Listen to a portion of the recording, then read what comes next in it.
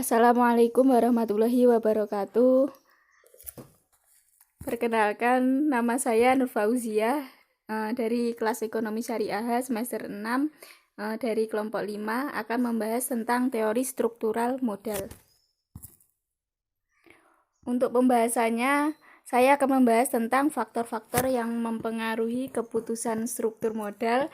Yang kedua, financial leverage. Yang ketiga, break-even financial leverage. Untuk struktur modal sendiri merupakan perimbangan antara jumlah hutang jangka pendek yang bersifat permanen, hutang jangka panjang, saham preferen, dan saham biasa.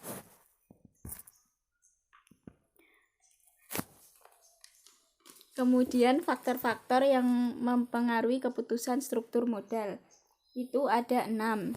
Yang pertama, growth rate atau pertumbuhan penjualan masa depan. Maksudnya di sini yaitu apabila pertumbuhan perusahaan selalu meningkat, maka perusahaan akan memperoleh keuntungan yang cukup besar sehingga perusahaan akan mengurangi hutangnya, bahkan bisa tidak menggunakan hutang dalam operasi perusahaannya. Tetapi sebaliknya, apabila perusahaan itu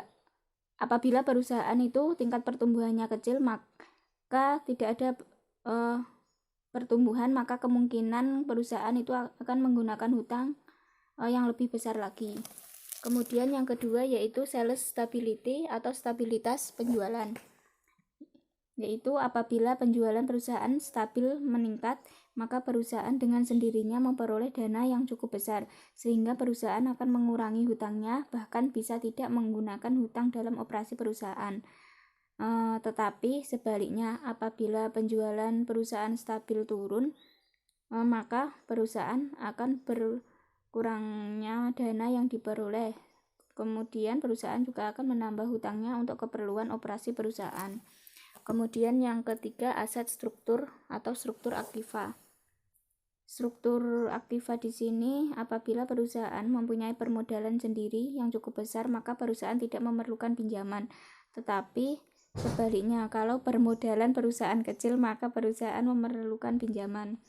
Kemudian yang keempat, manajemen attitude atau sifat manajemen. Dalam melakukan operasi perusahaan, manajemen ada yang bersifat berani menanggung risiko dan ada pula yang bersifat tidak menyukai risiko. Yang kelima yaitu manajemen condition atau keadaan pasar modal. Pasar modal yang mudah untuk mendapatkan dana berupa pinjaman, maka perusahaan juga dengan mudah akan mendapatkan pinjaman yang cukup besar. Begitu pula sebaliknya. Kemudian yang terakhir yaitu tax, pajak. Tingkat pajak yang cukup besar, perusahaan akan berusaha melakukan pinjaman yang cukup besar pula, karena perusahaan beranggapan dengan adanya hutang, perusahaan akan membayar bunga yang cukup besar pula, sehingga akan mengurangi laba perusahaan yang akan dikenakan pajak. Untuk teori struktur modal itu menurut konsep cost of capital, struktur modal yang optimum itu merupakan struktur modal yang dapat meminimumkan biaya penggunaan modal rata-rata atau average cost of capital. Selanjutnya contoh, seberapa besar proporsi modal yang harus dilakukan perusahaan dan seberapa besar biaya modal yang terjadi sehingga diperoleh biaya modal rata-rata tertimbang yang merupakan struktur modal yang optimum. Untuk rasio hutang dan biaya modal rata-rata tertimbang sebagai berikut. Itu ada komponen modal, proporsi modal, kemudian biaya modal dan hasilnya. Secara teori dapat dilihat bahwa biaya modal rata-rata tertimbang yang paling kecil atau yang optimum adalah 15%, yaitu perbandingan antara hutang dengan modal sendiri yang sama, yaitu sebesar masing-masing 50%. Mengapa pada rasio hutang 60% dan modal sendiri 40%, biaya modal bertambah 3%, yaitu sebesar 15%. Karena dengan hutang yang lebih besar daripada modal sendiri, pemilik modal itu akan beranggapan resikonya itu akan lebih besar, sehingga biaya modal perlu ditingkatkan. Kemudian yang selanjutnya saya membahas tentang financial leverage. Financial leverage itu merupakan penggunaan aset dan sumber dana atau source of funds oleh perusahaan yang memiliki biaya tetap atau beban tetap dengan maksud agar meningkatkan keuntungan potensial pemegang saham. Kemudian, apa sih tujuan financial leverage? Tujuannya yaitu keuntungan yang diperoleh lebih besar dari biaya aset dan sumber dananya tersebut yang telah dimaksudkan di atas, yaitu sehingga meningkatkan keuntungan pemegang saham.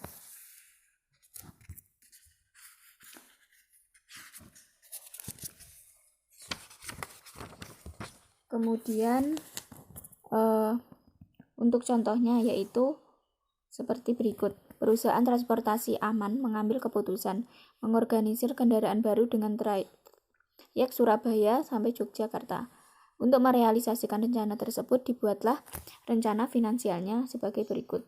Keperluan modalnya sebesar 1 miliar dan 3 alternatif pembelanjaan yang akan ditempuh sebagai berikut. Yang pertama, dipenuhi dengan mengeluarkan saham biasa sebanyak 100.000 lembar, per lembarnya itu 10.000. Kemudian yang kedua yaitu mempertimbangkan memasukkan hutang dalam struktur modalnya. 50% dari keperluan modal dipenuhi dengan mengeluarkan obligasi atau hutang dengan tingkat bunga sebesar 6%. Kemudian yang ketiga, 25% modal dipenuhi dengan mengeluarkan saham biasa, yang sisanya itu dipenuhi dengan obligasi dengan tingkat bunga 6%. Kemudian apa sih? Apabila perusahaan itu memperoleh EBIT atau earning before interest and tax sebesar 100 miliar dengan tax rate 40%, berapa pendapatan per saham dari ketiga alternatif pembelanjaan tersebut? Yang kedua yaitu hitung masing-masing alternatif tersebut mulai dari rate of return on total capital atau tingkat pengembalian dari seluruh modal dengan rumus EBIT per total capital kali 100%.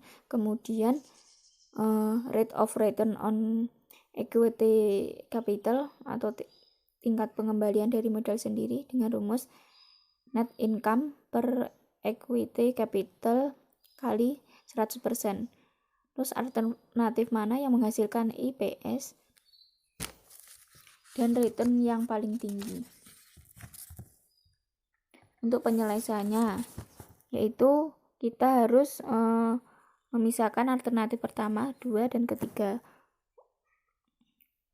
Kemudian kita hitung IPS-nya seperti berikut. Yang menghasilkan IPS dan return yang paling tinggi adalah alternatif ketiga, karena laba per lembar saham 1.320 dan return atau pengembalian atau labanya sebesar 13,2% di sini. Kemudian yang pembahasan yang terakhir yaitu break even financial leverage. Untuk mengetahui seberapa besar EBIT atau laba sebelum bunga dan pajak agar menyamakan IPS. Laba per lembar saham dalam keseimbangan pada semua alternatif itu merupakan break even financial leverage. Untuk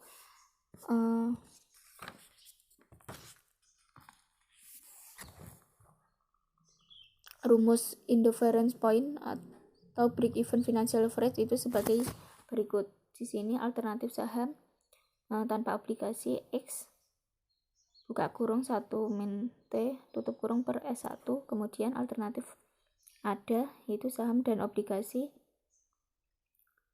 buka kurung X min C tutup kurung kali buka kurung lagi 1 min T tutup kurung kemudian per S2.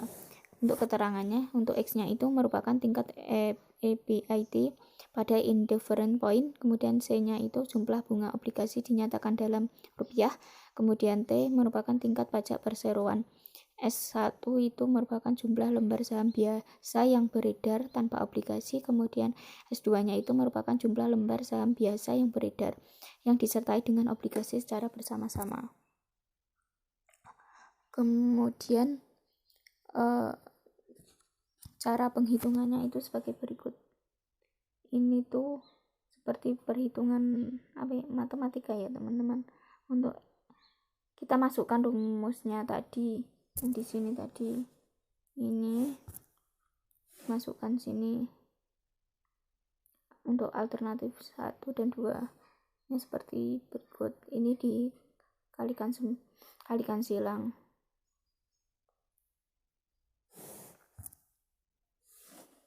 Kemudian maka hasil akhirnya dari alternatif 1 dan 2 yaitu X-nya sama dengan 60 juta. Kemudian alternatif 2 dan 3 kita juga masukkan rumusnya dengan hasil akhir X 60 juta.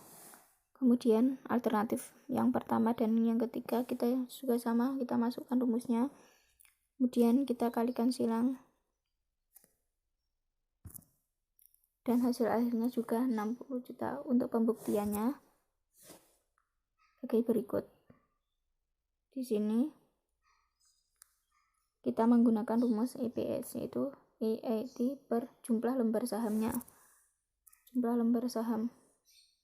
Dan hasilnya juga 60. Jadi apabila X dalam hal ini EBIT 60 juta dengan alternatif baik itu 1, 2 maupun 3, manapun yang dipilih akan menghasilkan EPS laba per lembar saham yang sama, yaitu sebesar 360. Ini sama.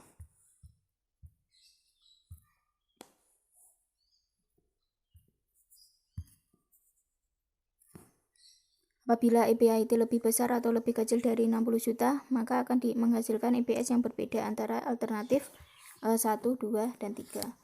Mungkin itu saja yang dapat saya sampaikan. Kurang lebihnya mohon maaf. Wassalamualaikum warahmatullahi wabarakatuh.